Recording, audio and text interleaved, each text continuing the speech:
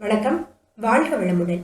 நாம இன்னைக்கு விஷாரத் பூர்வாத்தில் தேசம் ஒன்று தேசியம் ஒன்றுங்கிற தலைப்புல கண்ணதாசன் கூறக்கூடிய கருத்துக்கள் என்னென்னங்கிறத தான் கேட்க போறோம். கண்ணதாசன் அவர்களின் தேசம் ஒன்று தேசியம் ஒன்றுங்கிற பாடல் நம் நாட்டினுடைய ஒற்றுமைக்கு பலம் கூட்டக்கூடிய சிறந்த பாடலாகும். இந்த பாடலின் ஒவ்வொரு வரியும் ஒருமைப்பாட்டின் அவசியத்தை நமக்கு உணர்த்துகின்றது. மலர்கள் ஒன்று.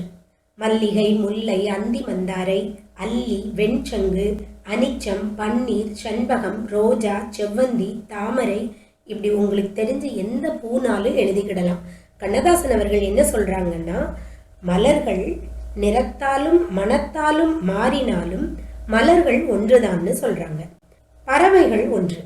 மயில், கிளி, சிட்டு, மணிப்புறா, காக்கா, குயில், செம்போத்து, மைனா என பறவைகள் நிறத்தில் வேறுபட்டாலும் அனைத்தும் பறவைகளேங்கிறாரு நம்ம கவிஞர். மனிதன் ஒன்று. நிலத்தினது நிறத்தை தண்ணீர் பெறுதலும் நீர்வளம் பொறுத்து பயிர் வளர்தலும் இயற்கை. அதாவது செம்மண்ல போகக்கூடிய நீர் செம்மண் நிறத்துல இருக்கும், கடல் நீர் உப்பா இருக்கும். இந்த மாதிரி நிலத்தினது தன்மையை நீர் பெறுவதும் நீர்வளம் பொறுத்து பயிர் வளர்வதும் இயற்கை. இந்த மண்ணுலகில் பிறந்த மனிதர்கள் எல்லாரும் ஒன்று. மொழிகள் வெவ்வேறாக இருந்தால் கூட மொழிகளை பேசக்கூடிய உயிர்களும் வாழ்க்கையும் ஒன்று. பட்டு நூலோ பருத்தி நூலோ எந்த ஆடையாக இருந்தாலும் மானம் காக்கவே பயன்படுத்தப்படுகின்றது. அதாவது பட்டுப்பூச்சியை கொன்று பட்டு நூல், பட்டு ஆடை தயாரிக்கின்றார்கள். பருத்தியிலிருந்து பருத்தி ஆடை தயாரிக்கப்படுகின்றது. பட்டு நூலுங்கிறதும் சரி, பருத்தி நூலும் சரி, மனிதனின் மானத்தை காக்கவே பயன்படுத்தப்படுகின்றது.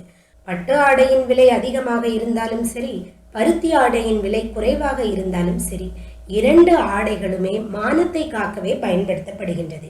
இங்கு காணப்படும் இனங்கள் ஒன்றில் பிறந்து வெவ்வேறானதாகும். எனவே எல்லோர் இனமும் ஒன்றே என்று கவிஞர் கண்ணதாசன் குறிப்பிடுகின்றார். பண்பாடு ஒன்று.